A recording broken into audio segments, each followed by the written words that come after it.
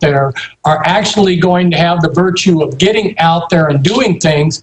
And when they do, you know, when freedom fails, the best men rot in filthy jails. That's where a lot of them eventually will end up. So what happens when you go to prison or jail? Well, two things. One is you're going to suffer loss, and the other one is you're going to wait. And you'll be lucky if you don't lose everything.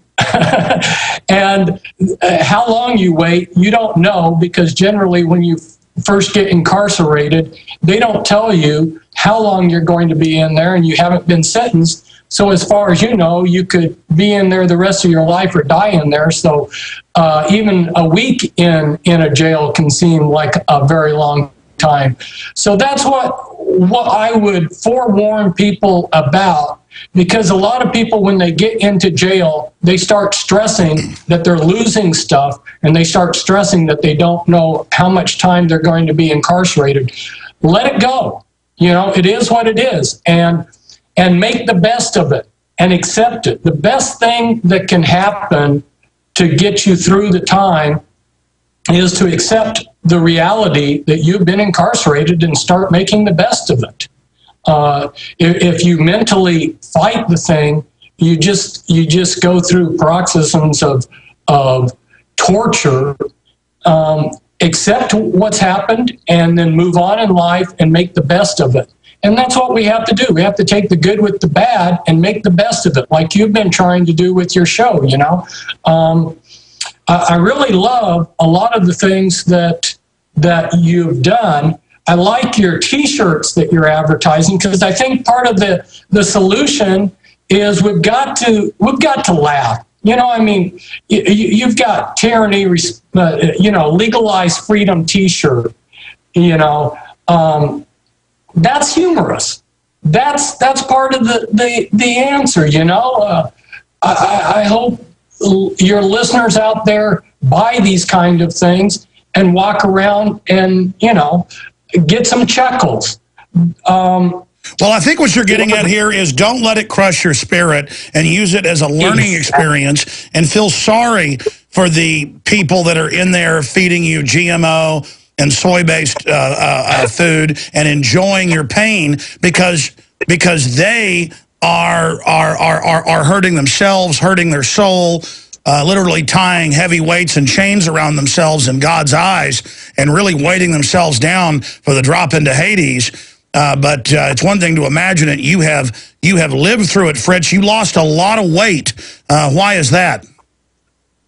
Well, halfway through my bit, I started exercising, and it was intentional to lose the weight. I'm healthier.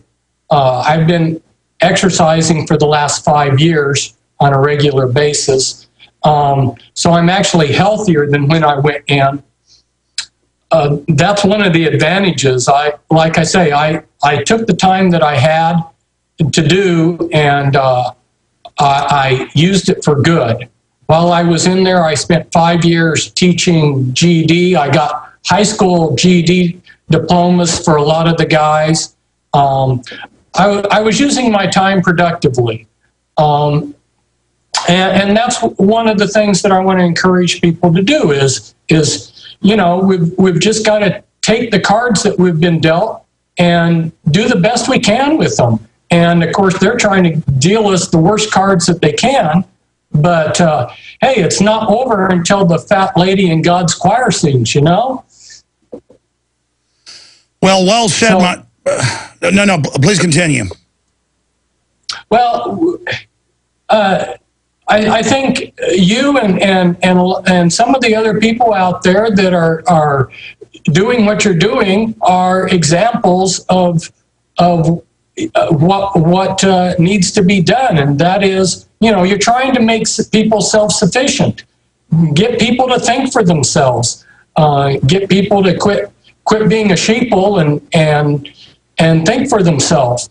And if we can win the hearts of the people, their minds and bodies will follow along. Do you forgive the people that lied about you and persecuted you and put you in jail for, how many years was it, Fritz? Well, I was given a 111-month sentence, and I did 8 years actual time. And then about a year ago, I was released.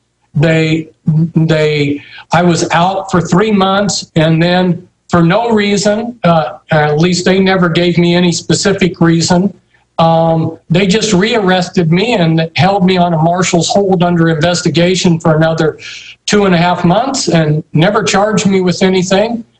Like I say, never gave me a specific reason as to why they put me back into prison. And then they released me towards the end of March. So now I've been out for, approximately 7 months this last time. And we've been contacting you, trying to get you on. You said, I'm not ready yet. Why did you email us last week and say you were ready now? It's been a year, and I feel more comfortable. It was like, maybe making the analogy, I wanted to sail the boat a little ways before I started rocking the boat. Exactly. You wanted to get the feel of the boat first. Yes.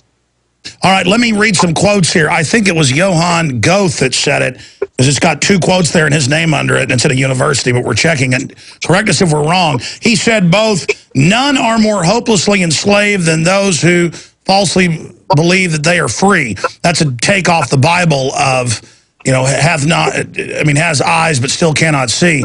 Here's another one. No one escapes when freedom fails. The best men rot in filthy jails, and those that cried, appease, appease, are hanged by those they tried to please. So the point is, you also get put in prison fighting tyranny, but if you don't fight tyranny, they actually kill you. Yes. One of my favorite quotes is Sam Adams said, if you love wealth better than liberty, crouch down and lick the hand that feeds you, and may posterity forget that you were our countrymen. Yeah, that last part, may posterity forget that you were our countrymen. That crouch really, down and lick the hand that feeds you. Yeah. That tickles my funny bone there. Well, Fritz, correct me if I'm wrong, you seem kind of tired a little bit in the one video I've seen where you gave a speech to a small group of people, but now you seem even more energized than when the few times I met you and watched you a decade ago. You seem to have actually been made stronger by this persecution. Yes, I have been. I've like I say, I used the time productively and worked on myself. One of the things that happened during the 1990s, which people really can't appreciate, but I gave so much of myself. I opened my house up to victims of Illuminati mind control. I had people coming in from around the world trying to get deprogrammed. I was doing research around the clock. I was writing. I was traveling. I was sleeping very little, and I was donating my life to everybody else. And when I went to prison, I finally got some time to work on myself. And so it was like a vacation. I could work on myself, get my health back, do exercise, all the things that I'd neglected while I was trying to help everyone else. So no weapon formed against you will prosper. That's right, brother. All right, continuing here. And by the way, folks, I've looked at the case. 100% set up. I mean, that shows you how criminal this government is. And people ask, well, then why am I still on air? Well, I've been physically attacked. I've been demonized 7 ways to Sunday.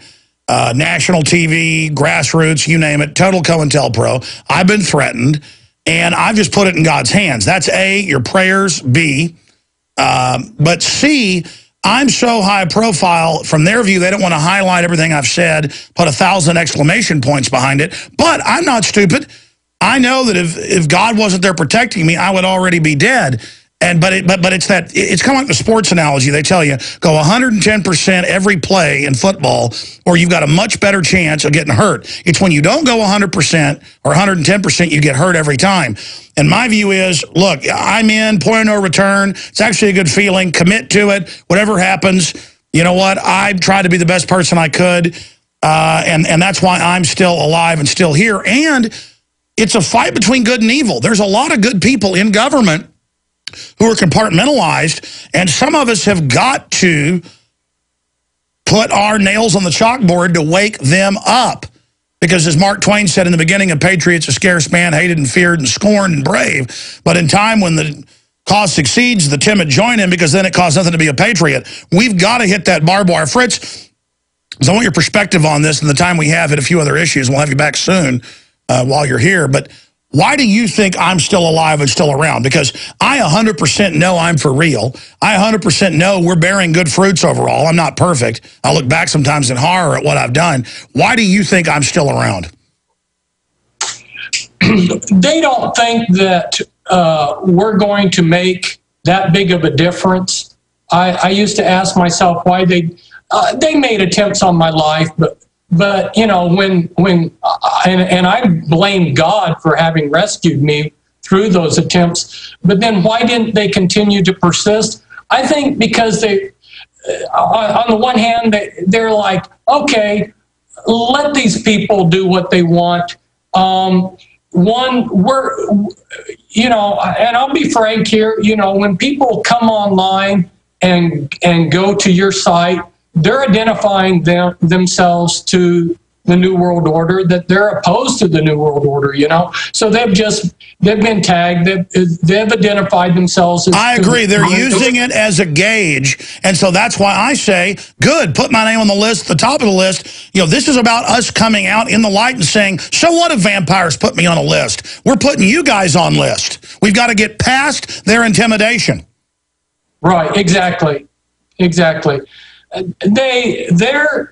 They're so prideful, and they view that their power as being almost godlike, absolute, that they really question whether we can do anything, and in their eyes, we do them, you know, by identifying who's against them, we help them out, and they think that they can squash us like bugs whenever they absolutely need to.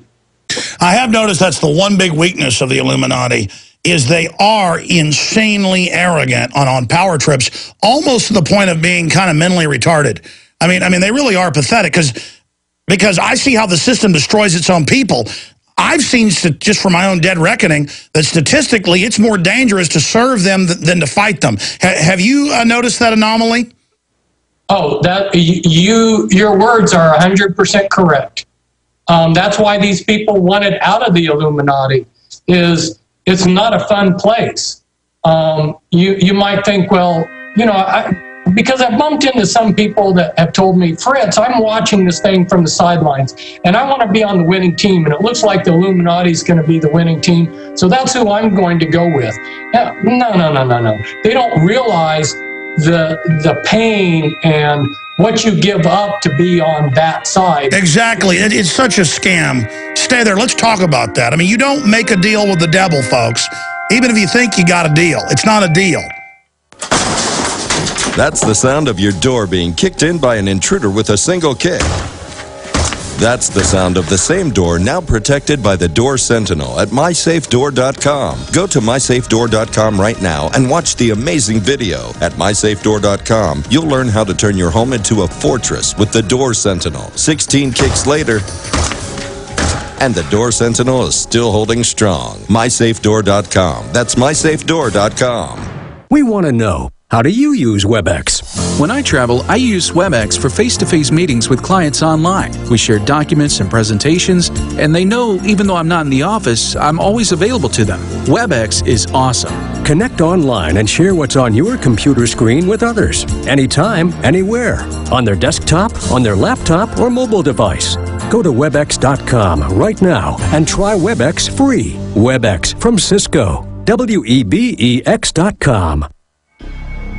Alex Jones here with vital information concerning our nation's fragile food supply. Folks, there are some truly dangerous trends forming, and I think